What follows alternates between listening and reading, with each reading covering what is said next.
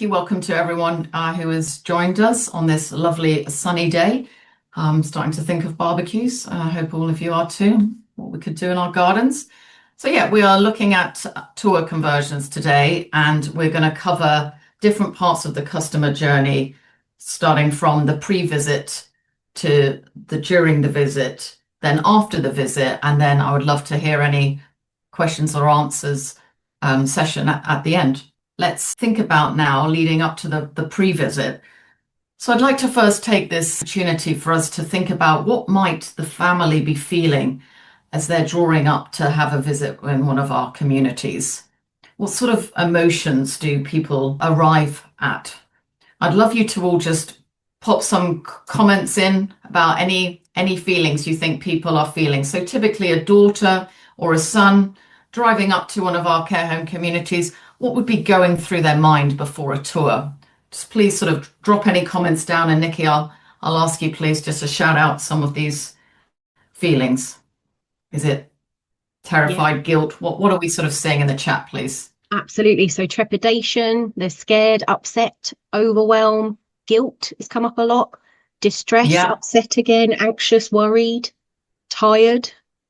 Yes. Confused. I mean, what emotions there? Really, lots of emotions there, because it's a really life-changing decision that people are going through here, and it's often arriving, like this lady here in the car. Can I even get out the car, having a bit of a cry sometimes before they wander in. So I see this a lot myself. So I work on the strategic level. I'm also often myself put into communities, so I'm meeting people who have really just even found it such a difficult thing just even coming into our community for a tour. So if we sort of put ourselves in the customer's shoes, well, they're arriving, but they also already know some things about our communities, because there's a lot of desk research people are conducting, and we know with the statistics more and more percentage are researching online, and there's a lot of logical information that people can find out already, such as, well, how many rooms do you have? What's your price range? Some people are looking on other online directories that might give them that, such as carehome.co.uk or Lottie. What sort of styles they're looking at, maybe our imagery on the websites. So there's certain amount of logic facts that people have before us. But what we want to focus a lot of this session on is about the power of brilliant tours is more in the emotional part here. So our focus is not really to be dealing with the facts, the logics. A lot of them have found out some of this information beforehand.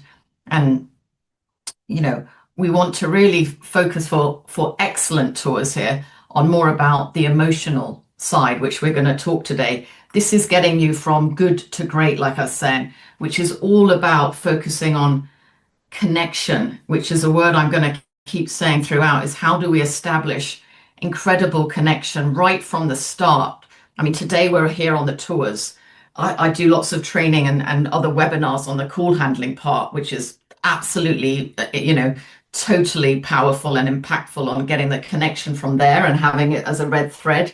But yeah, just starting here today with the tour is how do we think, am I going to get the best connection with these people or singular person in front of me? And how am I going to be able to focus on experiences, storytelling, and painting pictures, which we're going to come to. And the reason for this is because people buy on emotion. So yes, there is always the logic factors as well. But in our seesaw with what we're talking about in our sector here, care homes, retirement villages, communities, emotion does outweigh the logic. So people would say they need to have a gut feel. Those words come up a lot, and the gut feel will override the logic. And a lot of this great emotion is because of you on the call. I'm just looking at around different people we have. We have, care home managers, we've got admissions, people, receptionists, service deliveries, and obviously also CEOs on the call and CFOs who are Also definitely part of putting the right structure and journey in place. Yeah, so that we can help people to focus on the emotional. A lot of that is the amazing teams and colleagues we have on the front ground here doing these tours, which are absolutely critical, the sort of hugely important growth engine of the company.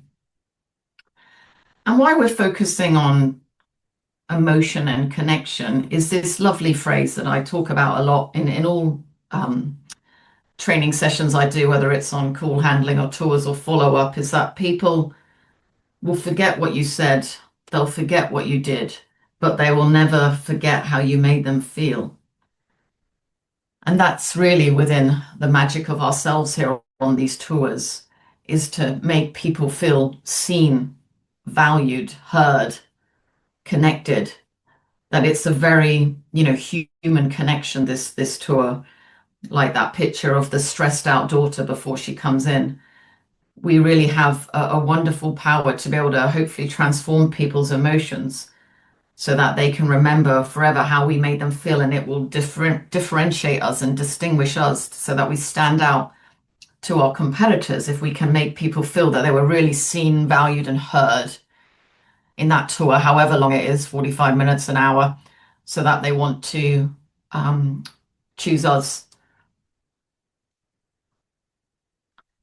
So let's come into the different parts of the tour experience. Well, we have pre-visit, firstly, that we're going to talk about, and then we're going to come into the visit itself with techniques to elevate the experience, and then the post-visit.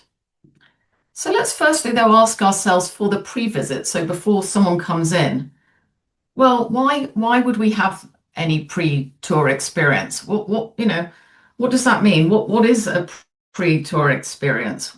Why would we do this?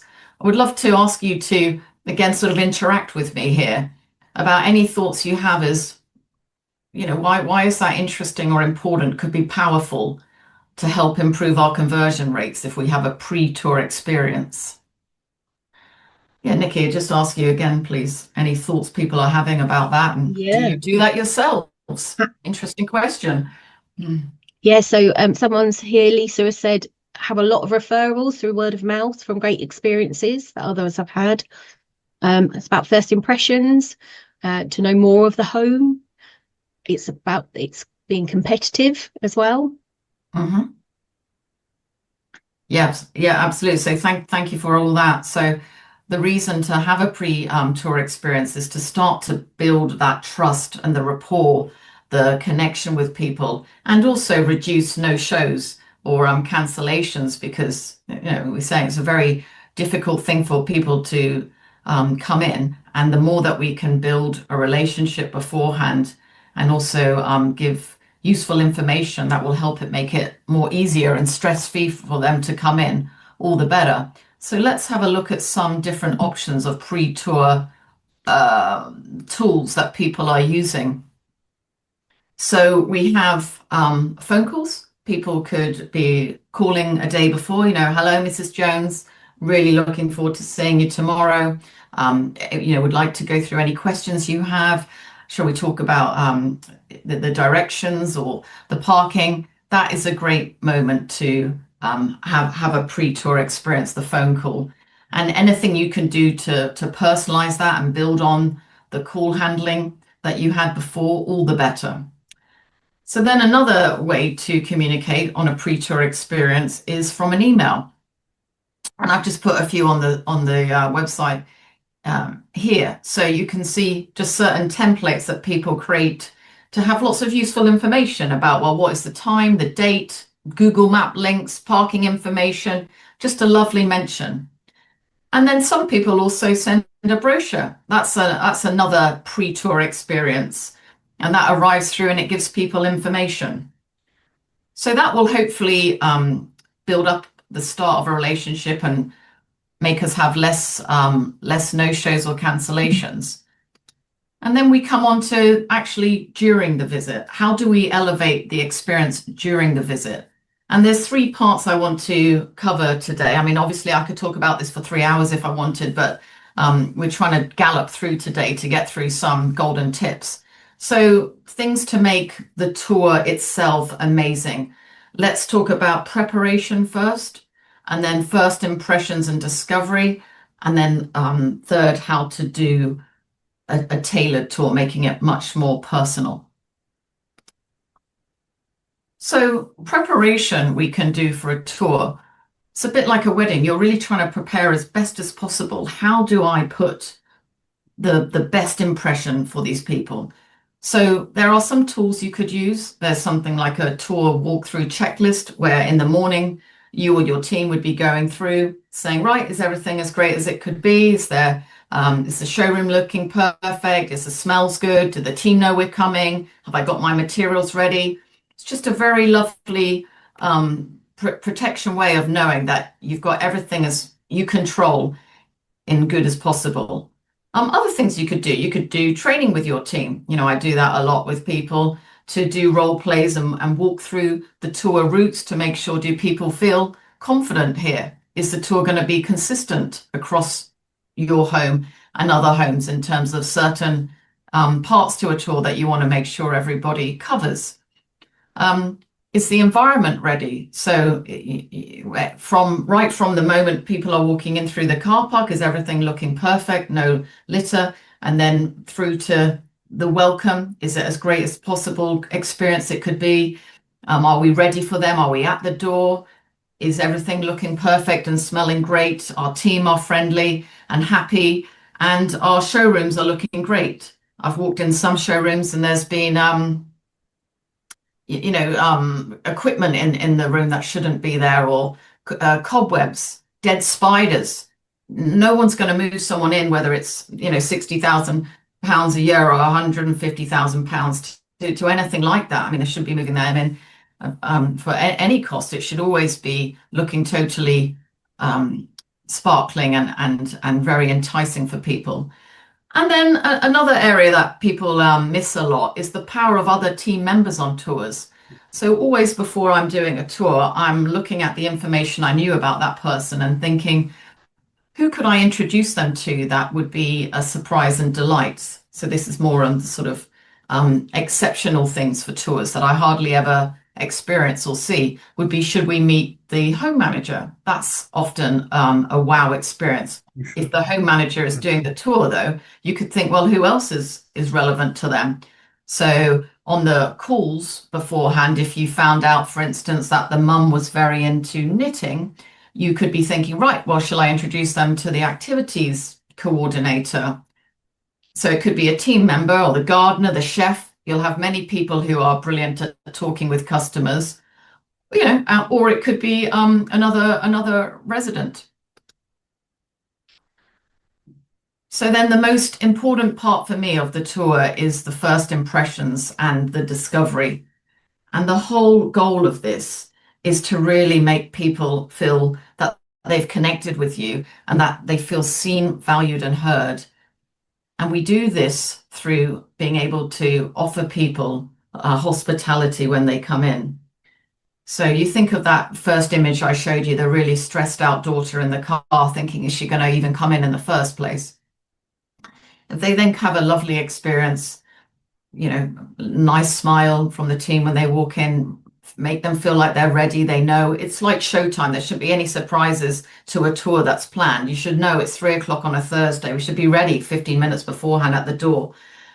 And then thinking, right, which area now am I going to do a lovely discovery session?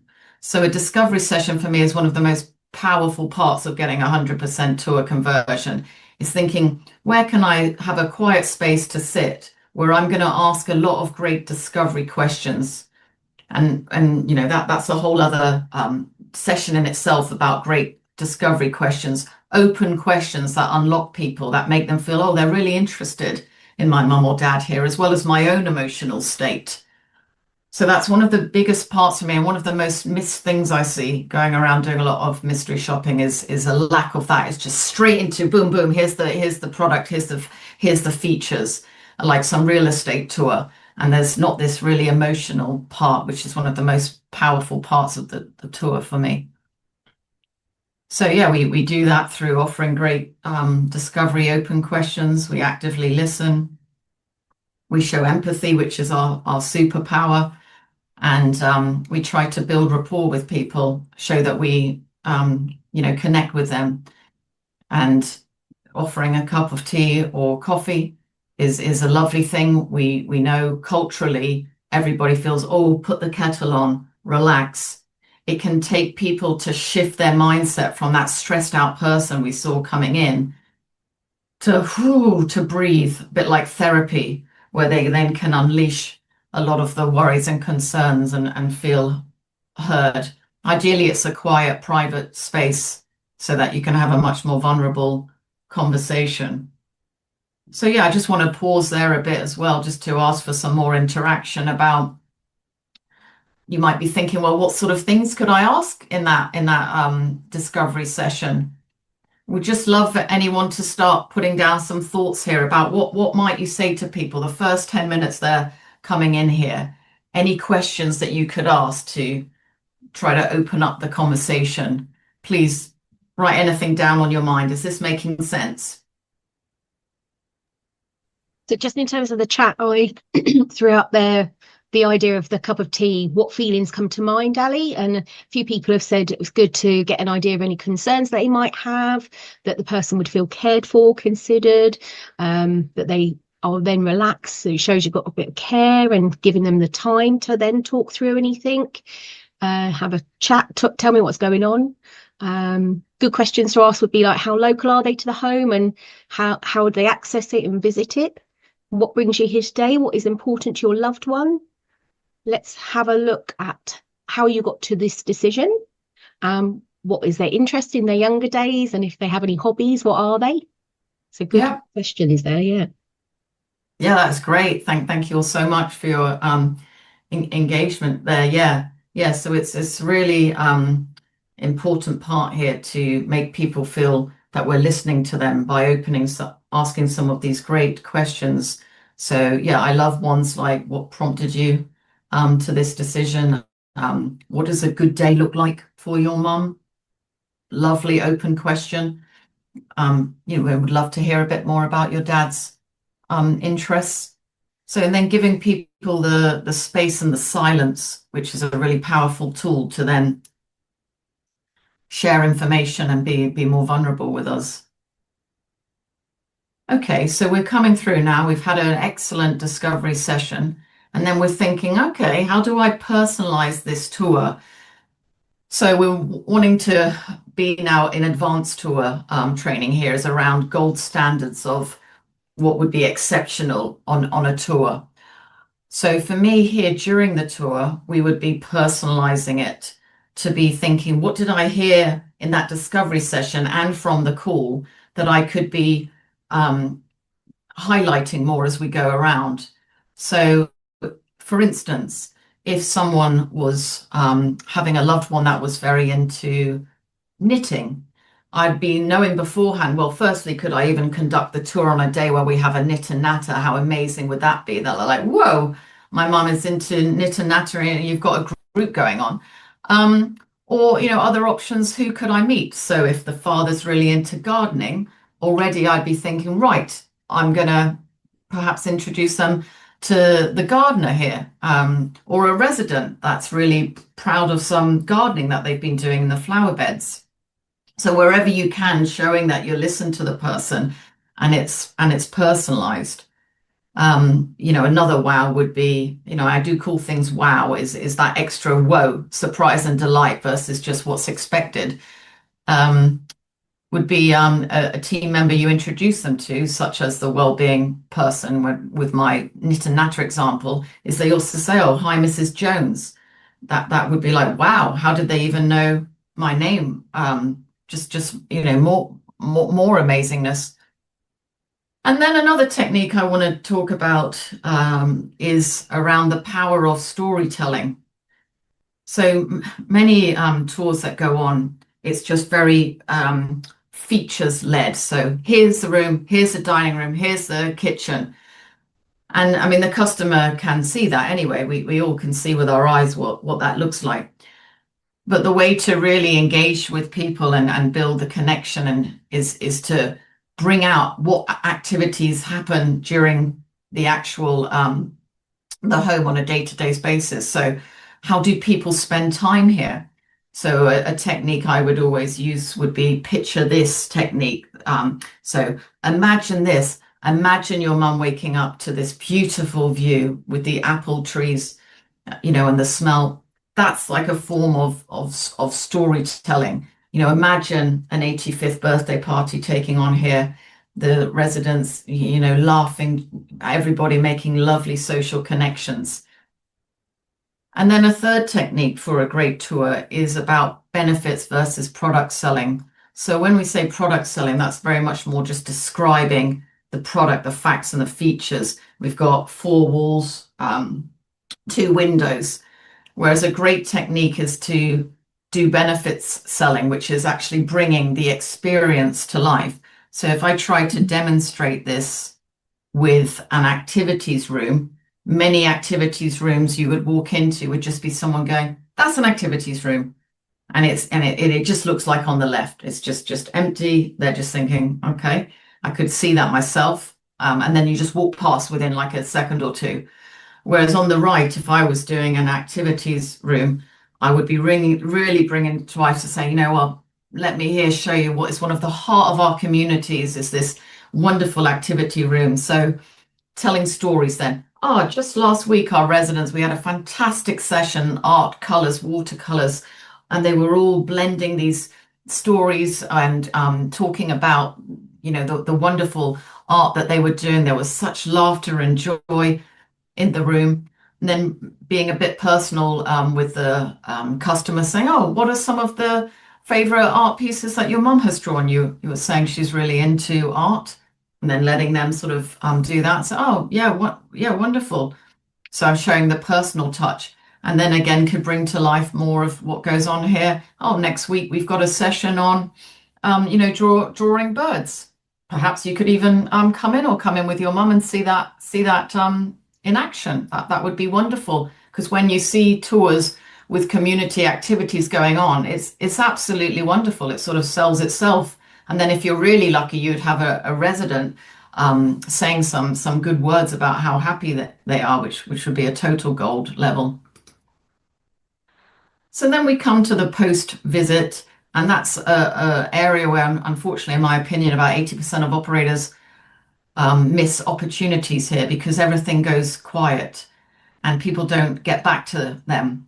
Whereas some of the great ways to do that would be a phone call, like we talked about in the pre-visit, a lovely personal phone call thanking people and saying something about a tip that they had heard on the way to show that they're listened.